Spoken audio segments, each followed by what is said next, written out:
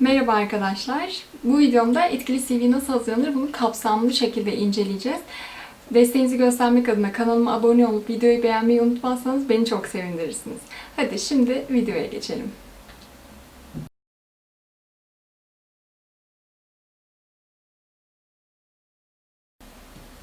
İlk önce bir iki hatırlatma var. Bunlarla başlamak isterim. İnsan kaynakları profesyonelinin bir CV'ye baktığında bu aradığım pozisyona uygun mu değil mi diye devam etme kararı verdiği zaman sadece 6 saniye olduğunu biliyor muydunuz? Peki ya eğer pozisyona uygunsanız en fazla 30 saniye zaman ayrıldığını? Bir başka hatırlatmak istediğim konuya geçelim arkadaşlar. İş gücü piyasası ile ilgili. Şu anda 2019 verilerine göre 4.394.000 kişi işsiz görünüyor. Tabii 2020 sürecinde yaşamış olduğumuz pandemiden dolayı işten ayrılan, kayıtlı olmayan ya da işi olup da iş değiştirmek isteyen kişilerin sayısı da buna katıldığı zaman muhakkak ki bu rakam çok artacaktır. Gelmek istediğim nokta ise şu, bu kadar kişi içerisinde iş bulmanız için İK profesyoneline 6 saniyede cazip gelen bir CV hazırlamanız gerekiyor. Bunun önemini vurgulamak ve bunun ayrıntılı yollarını size anlatabilmek maksatlı bu videoyu çekiyorum. Bu CV hazırlamanın da önemini gerçekten vurgulamış ve anlatmış olduğumu düşünerek hemen anlatıma geçiyorum. Bakalım etkili CV için gereken adımlar nelermiş? CV'niz anlaşılır olmalı maddesiyle başlamak istiyorum arkadaşlar. Çünkü gerçekten çok önemli. Yazım hataları yapmayın, noktalama işaretlerine dikkat edin. Bu DDA ayrımına lütfen önem verin. Nokta ve virgülden sonra bir boşluk bırakın ve cümleye o şekilde devam edin. Siz CV'nize ne kadar önem verirseniz biz sizin CV'nizi daha çok dikkate alırız. Bunu önemsemediğimizi sanmayın. Yeni mezun adayların CV'lerinde eğitim ve staj bilgileri çok önemlidir. Zaten sadece bu bilgiler yoğunluklu vardır. Stajda neler yaptığınızı, hangi teknik özelliklerde bir staj geçirdiğinizi muhakkak ayrıntılandırarak anlatın. Bu bilgiler önemli değil diye geçiştirmeyin. Lütfen buna önem verin. Yeni mezun adayların CV'lerinde eğitim ve staj bilgilerine çok önem veriyoruz. Çünkü zaten en son deneyiminiz staj olarak görünüyor. Dolayısıyla staj zamanında kazanmış olduğunuz yeni bilgileri muhakkak ki ayrıntılandırarak anlatın. Çünkü filtreye biz o teknolojik bilgileri de ekliyoruz ve o filtrelerde takılmanızı istemiyorum. Dolayısıyla var olmuş bilgiyi de göstermediğiniz zaman o CV'nin incelenmeme gibi bir durumu olabilir. Dolayısıyla bundan kaçınmak istiyorsanız ayrıntılandırarak lütfen staj bilgilerinizi yazın. Daha çok şey yaptığınızın ispatı daha uzun CV hazırlamak değildir arkadaşlar. Ben burada size 2 ya da 3 sayfa CV hazırlayın, bundan daha fazla CV hazırlarsanız bizim için negatif etkidir demeyeceğim. Siz bunun ayarını iyi bilirsiniz.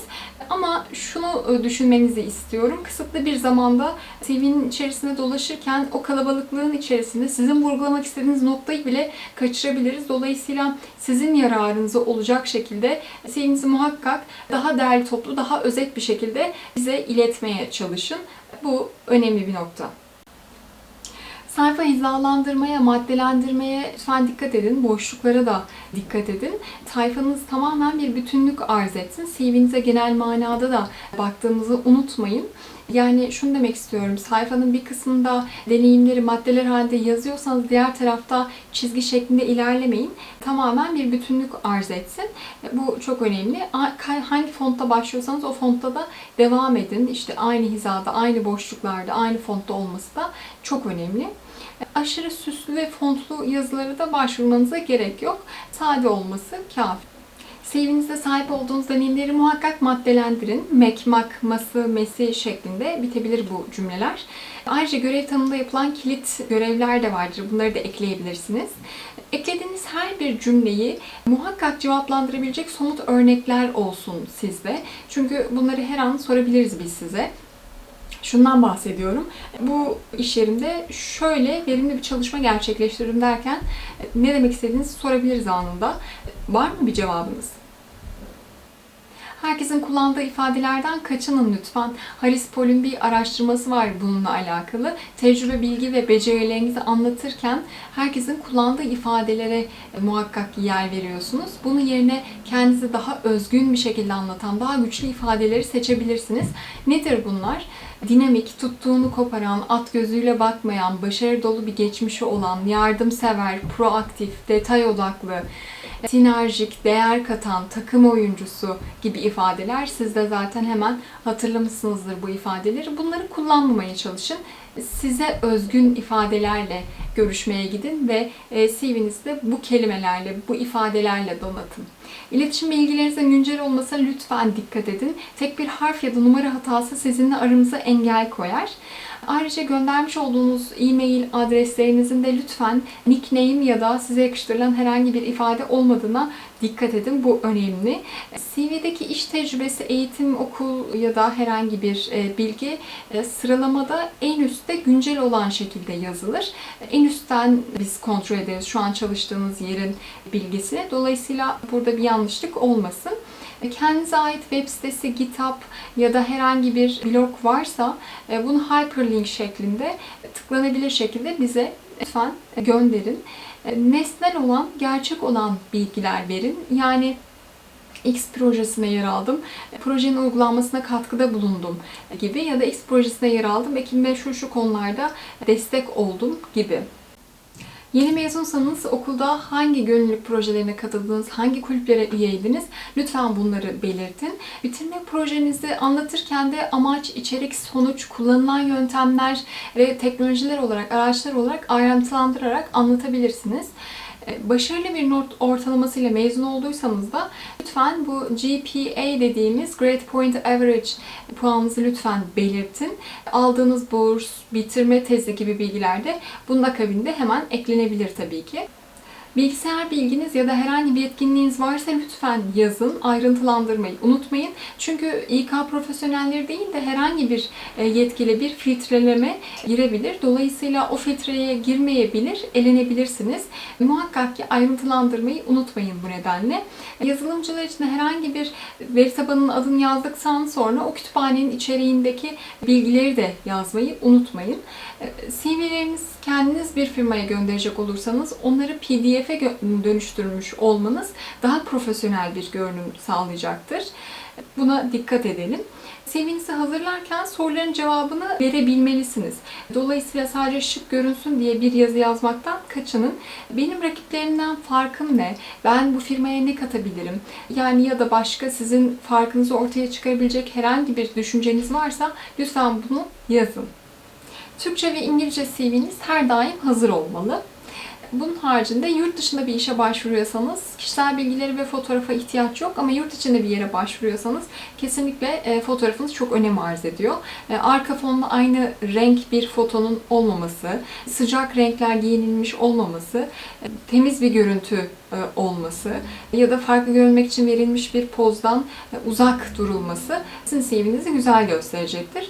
Şöyle düşünün, bir İK profesyoneli ya da şirket yetkilisi şirketin misyonunu ve hedeflerini temsil edecek bir aday almak ister. Dolayısıyla buna uygun bir CV ile gitmenizi öneririm ben. Sizin firmaları eleme gibi bir durumunuz varsa lütfen bunu belirtin. Belirli bir meblağın altında çalışmak istemeyebilirsiniz. Belirli bir ilde çalışmak isteyebilirsiniz. Bunlar ayrıntılandırılmış olsun. İş arama portallarında CV'nin üst kısmında yer alan açıklama bölümü vardır. Bu bölüm bizim için çok önemlidir. CV'nin kapağı niteliğindedir. Dolayısıyla buraya ne şekilde bir bilgi yazılabilir? Genelde sıklıkla sorulan bir sorudur bu. Herhangi bir engel durumunuz varsa oranıyla birlikte bunu yazabilirsiniz. Askerlik durumunuzu belirtebilirsiniz. Hemen aşağısına yazıyor olacak ama önem veriyorsanız, yeni bitmişse ya da herhangi bir durumu varsa onu yazabilirsiniz. İngilizce ya da yabancı dil bilginizi, Erasmus ya da yurt dışında kaldıysanız bu bilgiyi yazabilirsiniz. Hangi alanda ne kadar süre uzman olduğunuzla ilgili de bir bilgiyi yazabilirsiniz. Tabii bunlar maddeler halinde ve birer cümleyle yazılmalı. Hobi kısmı önemli. Profesyonel bir hobiniz varsa lütfen belirtin. Çünkü firmalar motivasyon amaçlı etkinlik kulüpleri oluşturuyor. Bunlara üye olabilirsiniz ya da firmanın sizin için geliştirmiş olduğu projeleri imkan verebilirsiniz. Referans bölümünde ise istenildiği zaman verilecektir yazıyor bazılarınız. Dolayısıyla bunu yazmanıza gerek yok çünkü KVKK artık gündemimizde. Dolayısıyla bu referans bilgilerini vermeniz beklenir. Aksi takdirde bir şeyler gizlediğinize dair bir düşünce doğabilir. Kendinizle ilgili söylemeniz gereken her şeye muhakkak CV'nizde yer vermelisiniz. Çünkü görüşme sırasında saklarım ve orada söyleyip etki bırakırım gibi bir düşünce yanlış. Çünkü hatırlamayabilirsiniz ve zamanınız olmayabilir. Ön yazı ile ilgili bir bilgi verecek olursak, ön yazı muhakkak ki başvurduğunuz firmaya özel, özgün ve sizin kişiliğinizi yansıtır şekilde olmalı. Ön yazınız başvurduğunuz iş için hazırlanmış olmalı. Sizin tecrübe ve bilgilerinizle ilgili olmalı. Mobil kariyer ağı The Ladders, insan kaynakları çalışanlarının göz hareketlerini takip ederek bir çalışma yayınladı. Keeping an Eye on Recruiter Behavior başlıklı. İK profesyonellerinin CV'nizde hangi bölümlere baktığı ve odaklandığı ile ilgili bir çalışmaydı bu. Hangi bölümlermiş? Şöyle bir bakacak olursak, isminiz, ünvanınız ve şirketinizin ismi, varsa hala çalışmakta olduğunuz pozisyon, çalışmakta olduğunuz pozisyonun başlangıç tarihi, daha önce çalışmakta olduğunuz şirketler ve ünvanlarınız, daha önce çalıştığınız pozisyonun başlangıç ve bitiş tarihleri, eğitiminiz. Çoğumuzun merak ettiği bir konu var. Bu da ön yazı. Ön yazının içeriği ve önemi nedir? Bir buna bakalım. Ön yazınızın hangi pozisyonla ilgilendiğinizi, nedenini ve uygunluğunuzu anlatsa kafi. Ön yazıda da ilk izlenim etkisi işler. Neden o işe başvurmak istiyorsunuz? Bu işle neden ilgileniyorsunuz? Bu konular anlatılmalı. Amacınız işi istediğiniz, işin özelliklerinizin, becerileriniz ve aynı olduğuyla ilgili bilgiler vermeli. Bu görüşünüzü destekleyen örnekler de bunun akabinde hemen verilmeli.